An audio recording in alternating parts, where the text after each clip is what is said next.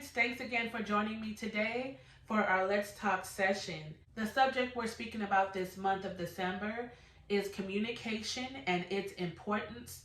And this is a marriage edition, right? For the whole month, this is a marriage edition. So you married couples out there who are raising your children together, you don't want to miss this. Before we jump into this topic, if you have not subscribed to my channel as yet, take some time and do that. I've made it really easy for you. You should see my logo over here or over here, and all you have to do is just hover over my logo and then the subscribe button will pop up. And then don't forget to share this video with someone that you know will benefit from this information and from this discussion on today. Okay, so let's go ahead and jump right in, as I love to do, because these topics are so helpful to you and your family, parents. Now, when we talk about communication, we all should know that this is very important to have, right? But a lot of times we find ourselves struggling within our marriages to communicate with each other. We all know that in marriage, you have one person coming together to join with another person, and you're supposed to come together, but you're really two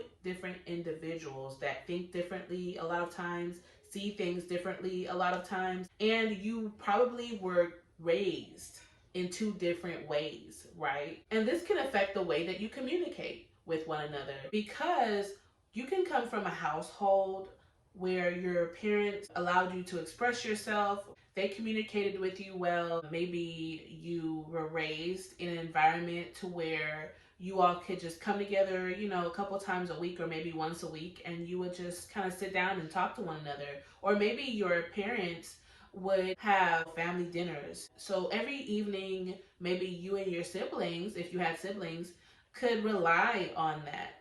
That comfort of knowing every day during dinner time, you and your family were going to come together and enjoy each other, talk to each other, find out about one another's day, and so on. Or something to that effect, right? And you had that. And you were encouraged to express yourself, right? And it was okay if you opened up and shared your real feelings and your true emotions. But on the other hand, you might be married to someone who wasn't raised that way, who was raised in an environment to where they didn't express themselves. They weren't allowed to maybe express their true emotions, their true thoughts. And if they did, maybe they were reprimanded for it. Maybe they had gotten in trouble for it. Maybe your spouse had a bad relationship with their parents or their siblings, and the environment was tense and there wasn't a lot of love. There wasn't a lot of care and concern. Maybe they would get teased for the way that they really felt, right, about what was going on in the house or whatever it might have been, right? So a lot of times in marriages, you're dealing with two different kinds of people. Even though you may have gotten along before you married each other, maybe you did have a good relationship, sometimes when you get married, things begin to change. And I've heard so many different couples say this. When you get married, it gets real, right? If you dated before you were married, or even if you didn't date before you were married and you were just friends with the person that you're now married to, marriage, can change you, right? For the good or for the bad. But in marriage, it's not like you're just friends with someone, right? Or sometimes people even dated each other before they were married. It's not like that. It's serious. The decisions that you make together or don't make together can make or break your household and affects everyone around you.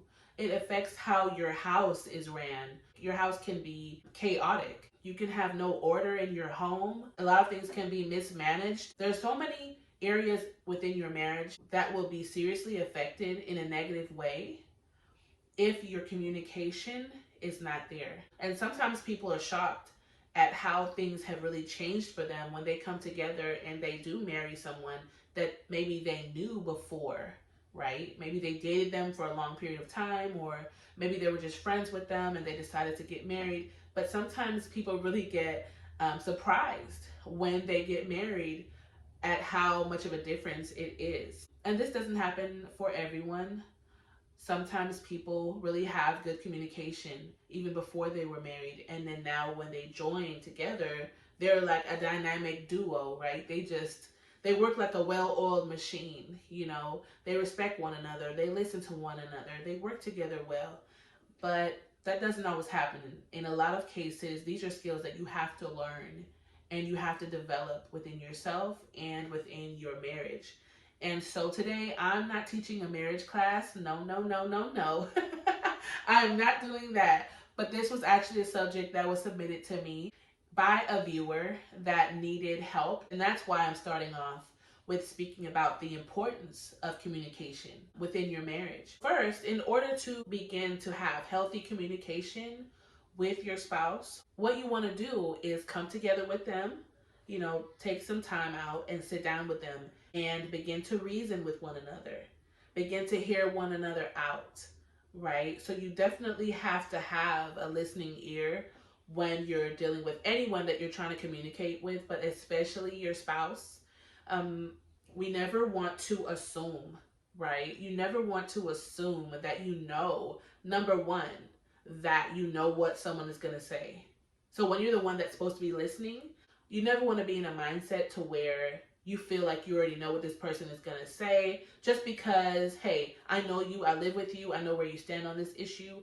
The reason why you don't want to do that is because you don't know what has been going on with your spouse over the hours or the days or the weeks since you have spoken to them about the topic that you're going to be sitting down and speaking about. So since you're really not sure about the thoughts of your spouse, right? Every single thought that they've been having, every emotion that they have behind the issue that you're speaking about, you don't want to assume that you know what they're going to say or even that you know what they feel about the situation. Because why? Feelings change all of the time, right? Our feelings change just like the wind changes. I mean, just like the seasons change. So maybe the last time you spoke to your spouse about the situation you're going to sit down and speak to them about, they were frustrated, they were irritated, maybe. But you don't know if they've resolved that issue within themselves. You don't know if they've considered what you said to them. So I really encourage you that you have an open ear to your spouse when you sit down with them, right? And you begin to give them a chance to share what they are really feeling, what they're really going through, because you don't want to assume that you already know where they stand, right? And then if you're the one sharing your emotions, you're the one who has the floor, right? And you're sharing the things that you're thinking about or the concerns you may have about the, issue that you all may have. You don't want to assume that your spouse that's listening to you, or that is hopefully listening to you, you don't want to assume that they already know what you're going to say or that they already know where you're coming from, right? So you feel like you don't have to give them certain information. Or you can feel like they don't care, they don't want to hear what you have to say anyway. Because maybe that spouse that is supposed to be listening to you doesn't really listen very well. You may know that about them. So eventually you may lose them. Even after maybe 10 minutes of talking, you may see them start to look at their phone. Or you may see them just begin to look away, and just venture off. So then sometimes you may find yourself not just assuming that your spouse knows where you're coming from and you don't have to go into detail with them because they already know how you feel about something.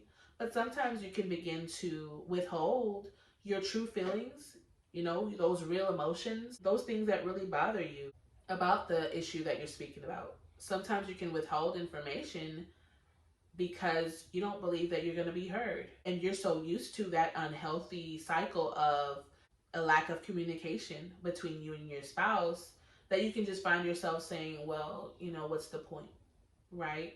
And that's unhealthy too. So if you want to begin to bring healing between you and your spouse within your relationship, and you see that a lack of communication is there, you have to change your habits. Because sometimes the truth is, it's probably going to be just flat out uncomfortable for you and your spouse to sit down with each other and talk about the issues that you're having within the household or with each other or with the kids, whatever area that you're having a problem with. Sometimes if you're not used to that, if that's not the culture that you've created within your household, if that's not the relationship that you already have with your spouse to where you can sit down and just share with them, open up to them, make time for them, take time with them, and you all just kind of share with one another, it's going to be difficult. I'm not going to lie to you. You may have moments where you just have that awkward silence where you're just kind of like, Okay, are we done? So what do we do now? Right? And then other times you can find yourself getting really frustrated, right? You can find yourself getting really irritated because you're thinking, this is why I didn't want to take out any amount of time to really do this, to sit down with my spouse and talk things out with them, because I knew it was going to go this way. I knew that they were going to turn this into an argument when I was just trying to come together with them and talk things out, reason with them. I knew that they were going to turn this into a fight. Um, or I knew that they weren't going to listen to me and they were going to just shut down. And I'm just the one talking when this is supposed to be a conversation. I knew it. So you might be telling me, hey, Coach Renee, I don't know what else to do, right? I've sat down with them. I've tried to catch them when they have time. I've tried to have lunch with them. I've tried to set up times maybe where we can meet at the coffee shop. I've tried to talk to them in every scenario, maybe put the kids to bed early and we talk in the living room. Hopefully your kids can't hear you. Hopefully your living room is further away, is far enough from your kid's bedroom to where they won't hear you talk. Maybe you're seeing, whether you're the husband or the wife, that no matter what you seem to do, nothing seems to work, right? Nothing seems to be working. Well, I would tell you, don't give up, because it's so essential that you begin to start new habits, healthy habits, right? It's so important as a married couple that you begin to come in and decide to have one mind, right? That you all begin to press forward together and pursue to begin creating a healthier home environment. Pursue after a healthier communication, a healthier relationship where you have open communication, right? Where you respect one another while you're communicating with one another. When one person is speaking, the other one is listening. You all aren't talking over each other, or maybe you feel like they've said enough and now you're gonna make sure they hear your point, right? But that's not the way that we communicate. We don't yell over each other. So that's something else that you want to begin doing, is making sure that you're showing the respect that you want your spouse to give you, and that you're giving your spouse a chance to speak. Because it's not fair for us to want to be heard, whether you're the husband or the wife, right? It's not fair for one spouse to desire to be heard and the other spouse, just has to listen, right? You all are both equally important in your relationship. So within communication, it's a two-way street. So if you're the kind of person that shuts down on people, if you feel like the person you're speaking to is ignoring you or they're not understanding you, and you just see a lot of times that you shut down, you really have to bring that to God and ask Him to help you. You may even want to pray before you begin having your discussion with one another, right? Before you even get into the details and the emotions and everything else. And the beautiful thing about prayer is that you're going to God together, right? About the problem that you're having. And you're asking God for the wisdom and direction that you need as you're coming together to make an agreement on a decision that you have to make, right? Because these decisions that you have to make as a married couple, they're going to directly affect your family. They're going to directly affect the operation of your household. So it's very serious. It's extremely serious. The success of your family, the health of your home environment, the health of your marriage, it's directly affected by your communication. Whether it's a lack of communication, period, or if it's just a lack of healthy communication. That's why this video is about the importance of communication. You want to have healthy communication, because you can have unhealthy communication. Because you and your spouse may say, hey, we communicate with one another. If I have a problem with something, I tell my husband. And your husband may say, yeah, when I don't like something, I tell my wife. Or when I need my wife to do something, I tell her I need her to do it, right? Or you may say as the wife, when my husband tells me to do something and I don't understand it or I don't like it, I tell him that. Well, that's not the only communication that you should have. And we have to make sure that when we're communicating with one another, that we're not doing it out of strife, that we're not snapping at each other and rolling eyes and snapping necks. We have our fingers all on each other's faces because we're frustrated, right? So we're communicating, but we're not communicating the right way. The way that we're speaking to one another and the way that we're treating one another, we have to remember as married couples that we're affecting their environment that we're in at home. We're affecting our children. We're teaching them how they should communicate with each other. So if we're arguing and fighting with our husbands, wives, and husbands, if you're fighting and fussing with your wife or talking down to her or even being really aggressive with her, right? Then you're teaching your sons how to be with their sister. Or wives, you're teaching your daughter how to be with their brothers, how to get sassy, how to get loud, maybe how to get an attitude and not listen to their brothers. So we're teaching our children bad communication, unhealthy communication, right?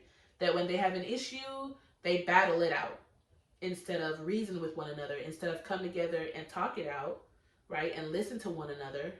We're teaching them how to battle it out. But we may not be sitting down and telling them to do this, but we're teaching them through our example, right?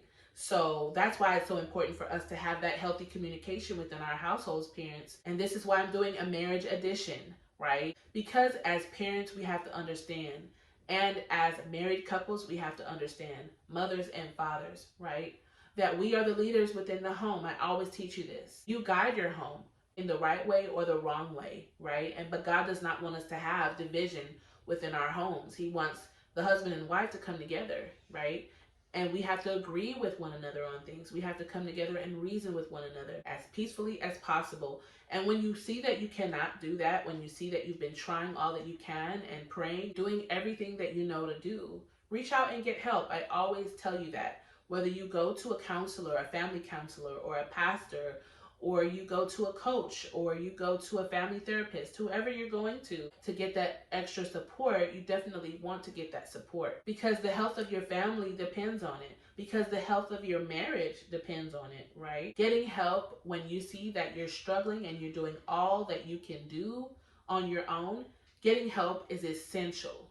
Getting help is vital. So you don't want to just continue to just go on about life and continue doing the same things, communicating with one another the same way you've always done it when you see that it's not healthy. Nothing's being resolved. You're creating a toxic environment within your home, right? So you want to come together and work things out as much as you can. Pray together if you pray, right? So that you can bring God into your situation and he can help you and guide you according to what he needs you to do. He'll show you how to resolve the issue that you're having, right? A lot of times we have to humble ourselves. We want the other person to change and we want the other person to do this and do that, but many times we have to work within ourselves first before we see others change. We have to be willing to be that example to other people. Begin to reach out for help like we spoke about earlier, because sometimes you just need a mediator between you and your spouse so that you all can begin to have those discussions that you need to have, but that mediator can begin to come in and help you through the issues that you're having, help you all listen to one another. So no one is misunderstanding anyone else and everyone is listening to one another, right? Get your help because you don't want to continue in this cycle. You want a happier, healthier marriage. You all want your communication to get stronger. So parents, thank you again for joining me today. And I truly thank you for trusting me to assist you while you're on your parenting journey. I'll see you next week, parents. Bye.